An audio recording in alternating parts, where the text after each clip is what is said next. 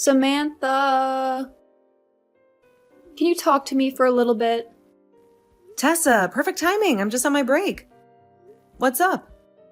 So, I'm at your place right now, and we need to talk about, well, the chaos here. Wait, what? You're in our house? How on earth did you get in?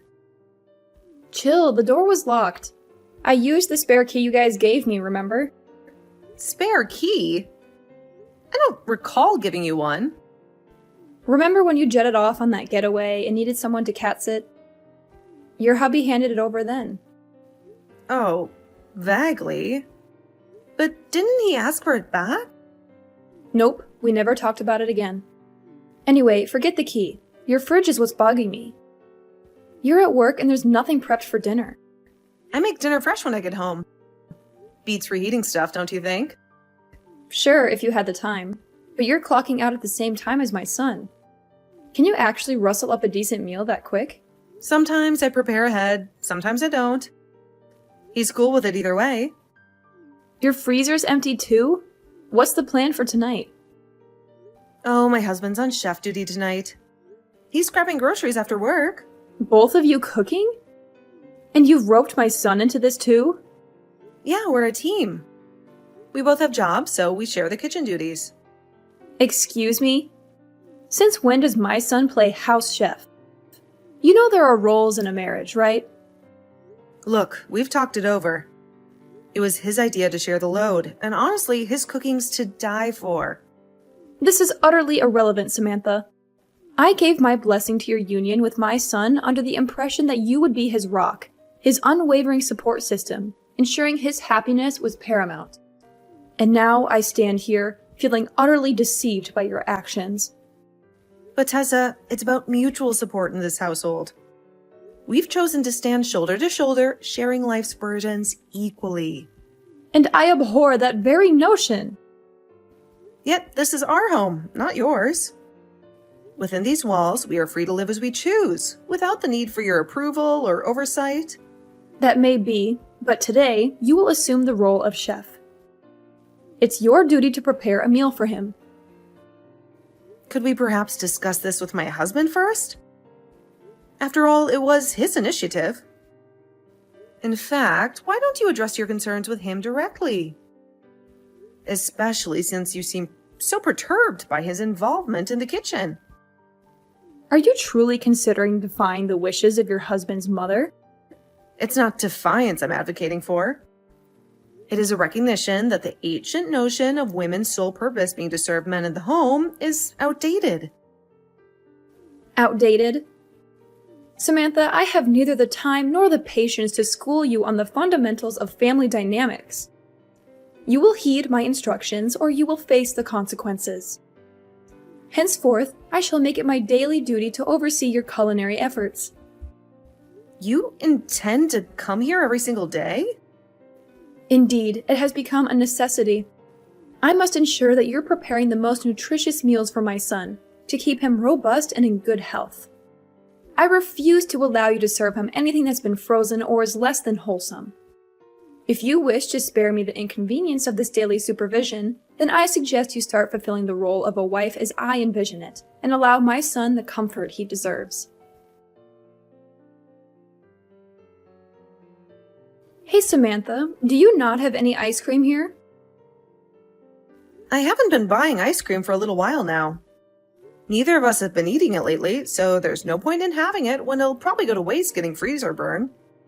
Then when you finish work today, make sure to buy some ice cream to bring home. And it can't be any of that cheap stuff, okay? I want it to be the most expensive stuff they have at the store so that I know it's good quality.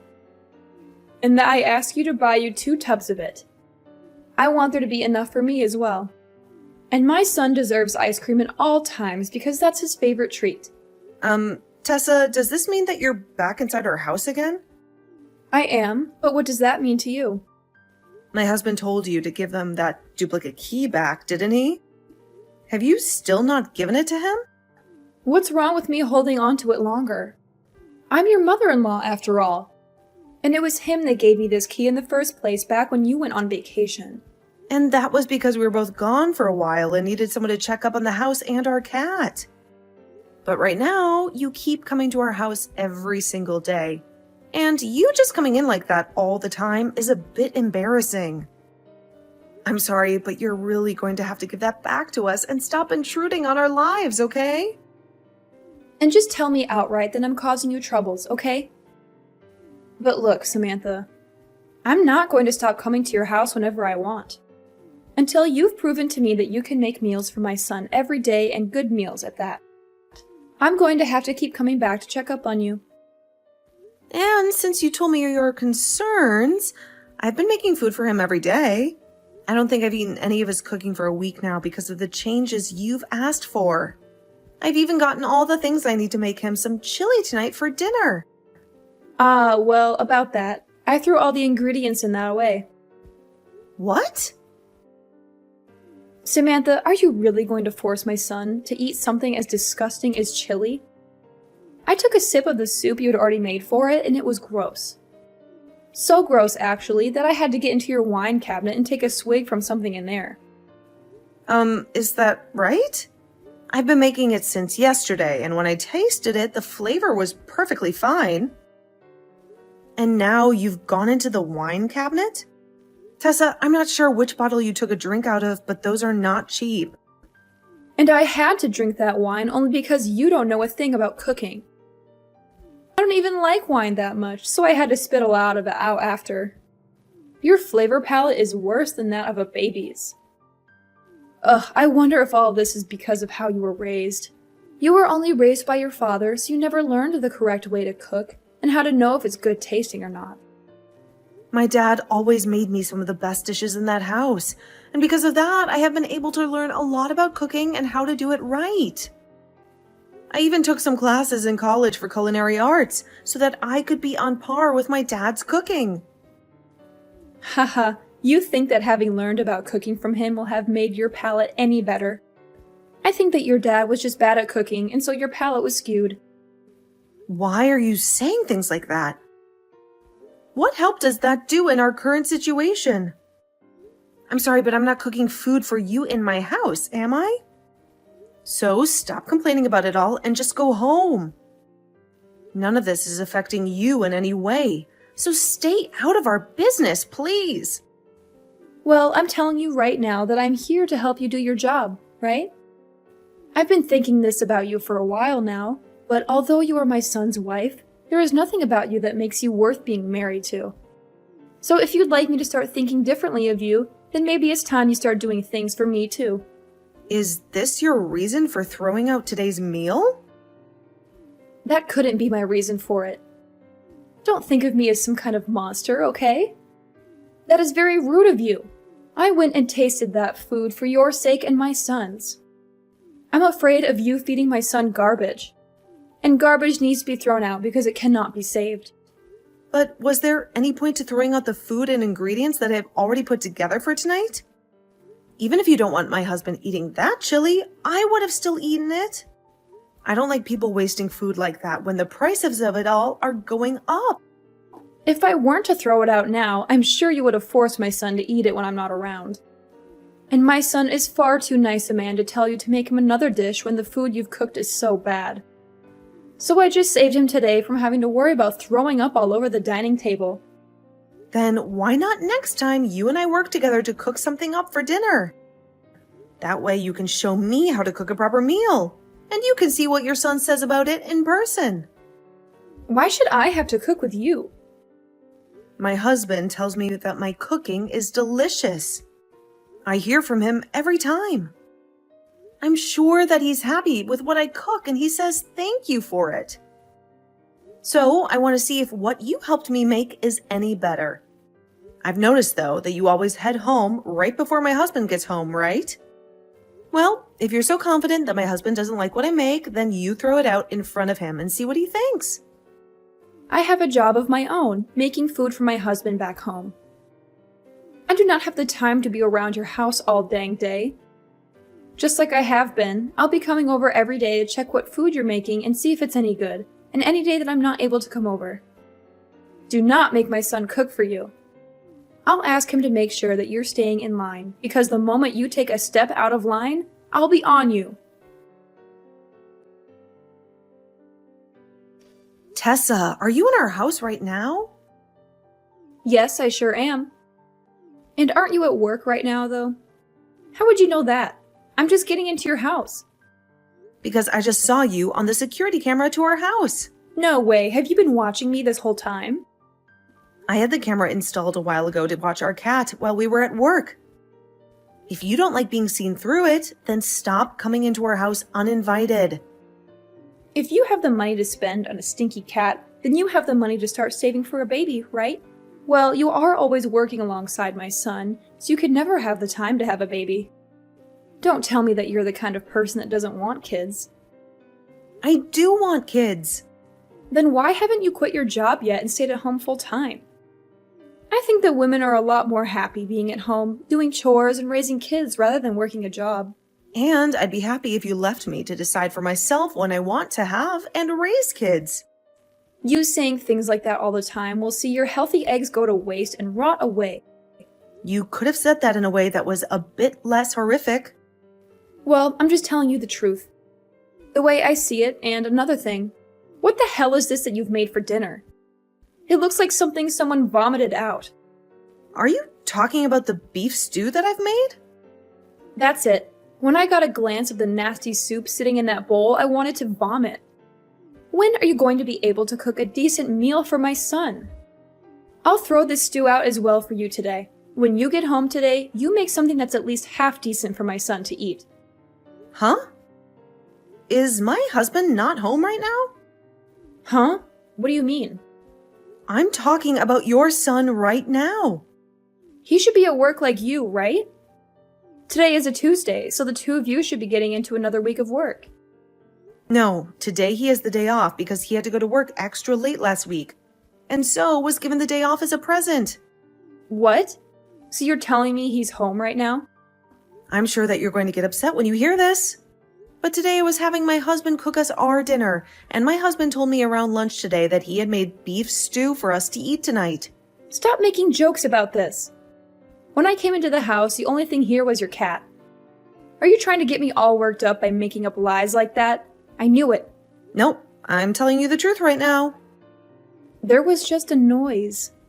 It's saying that you've seen my messages, but you're not replying to me. What happened to you? Could this mean that my husband really is there with you?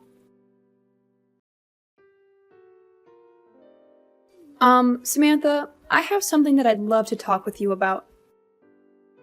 Sure, what is it? Can you ask my son to take a look at some of the messages I've sent him for me? Look, I apologized to the both of you, didn't I?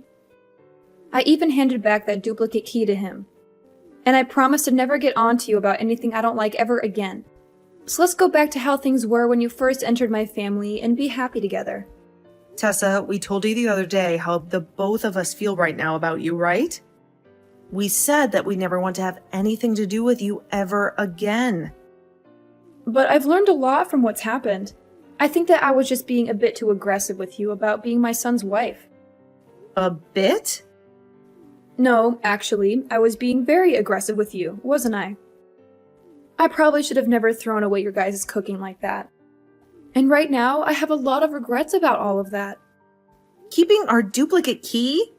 After we asked for it back and entering our house over and over uninvited was also pretty unacceptable of you.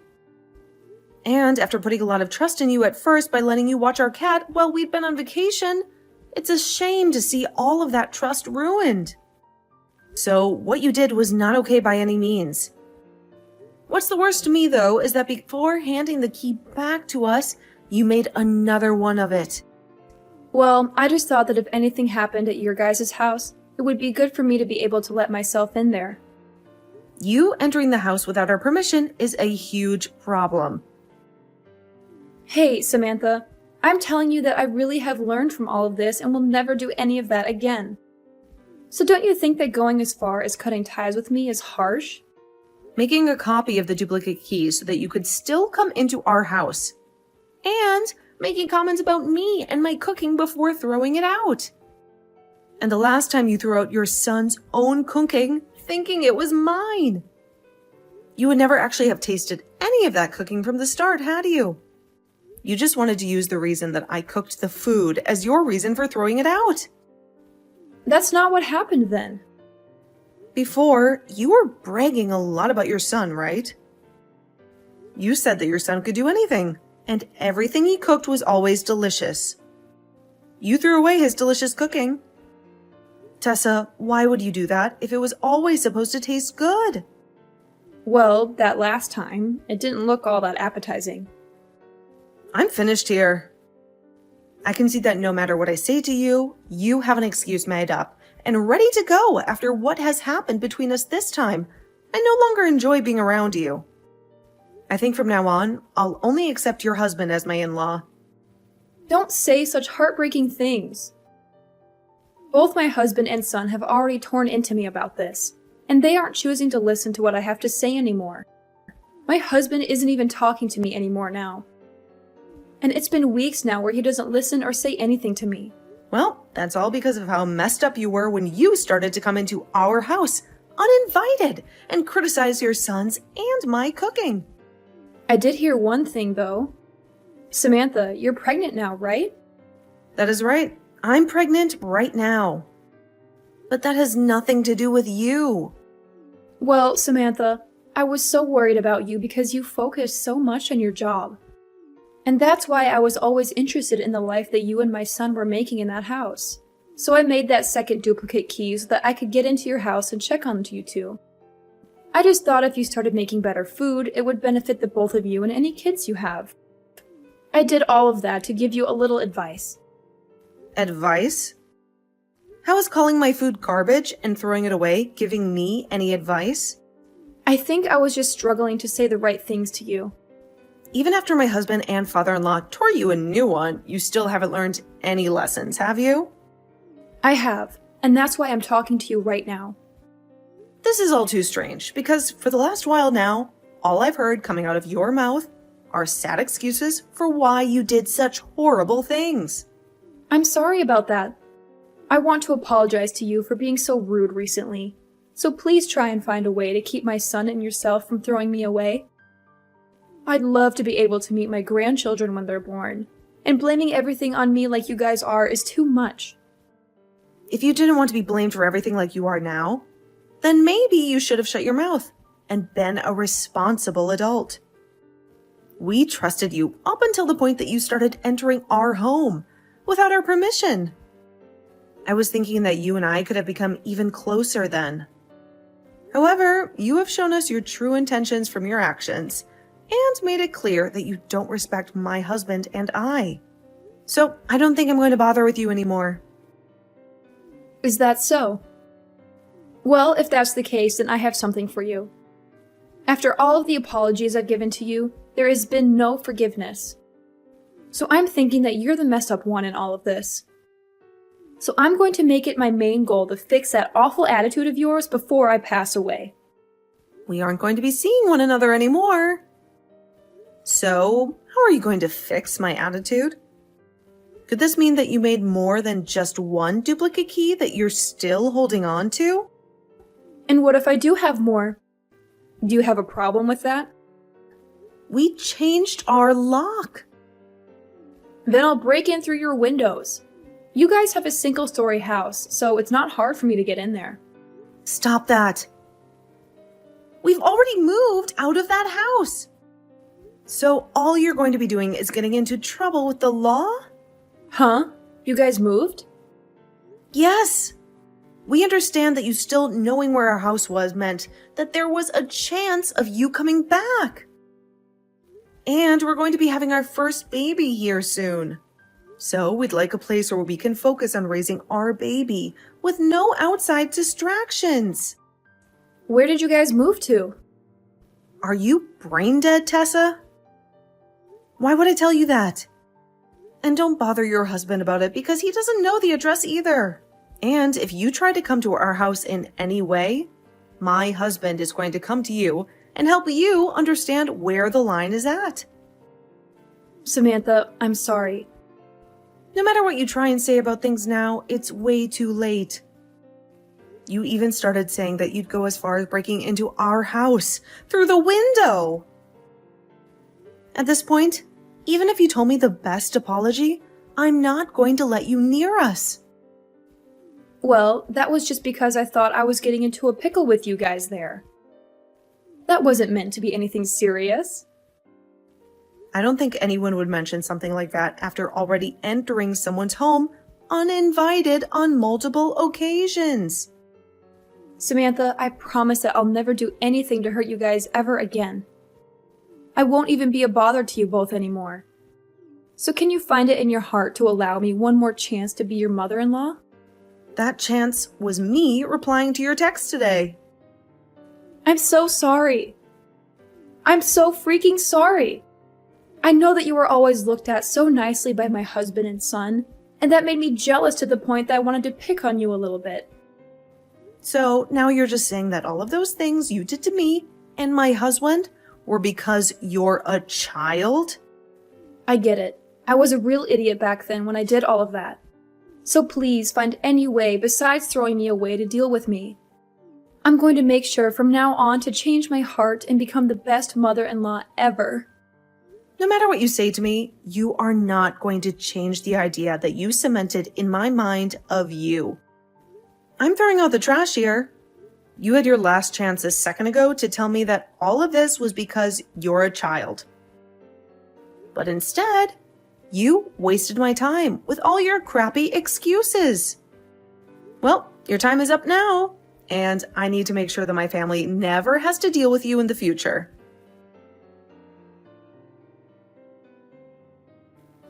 From that day on, silence was my only companion where Tessa's calls used to be.